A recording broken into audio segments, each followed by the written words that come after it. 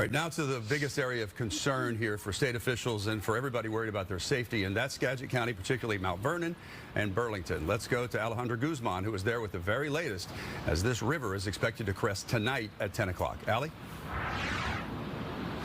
David, Hannah, let's just say that within the last 24 hours, Skagit County officials have now shifted everyone who is living in the 100-year plains under a level 3 go now order evacuation. The conditions are just changing so quickly, and I can share a little bit about how we've seen that happen ourselves just within the last hour and a half. If our Chief Walker can kind of zoom in to this sidewalk here, when we first arrived about an hour and a half ago, this was completely dry. Now you can see that there's a bench that's nearly fully submerged, at least the seat part of it, and that is just to name and walk you through a little bit of what we're seeing out here. Now we're seeing feet cover this entire walkway as we've seen just the Skagit River continue to rise very, very rapidly, and there are still many folks that are debating whether or not to leave. We checked in with Pamela, who was refusing to leave yesterday, and as of this morning,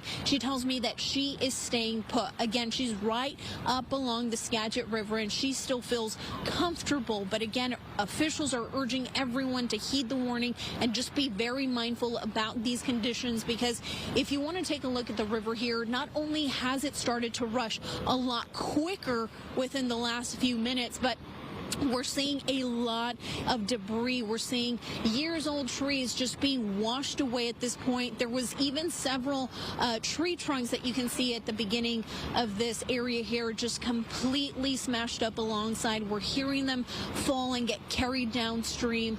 But right now, though, there are still a lot of folks up on the bridge that are just continuing to come out and check out the river for themselves. Officials are saying this is not the time to do this. This is right now at this point, everyone needs to just get out and start evacuating the area. We know that along the entire county, there are shelters for people to evacuate to if you don't have a place to go to, or even if you have an RV or you're simply staying in your car.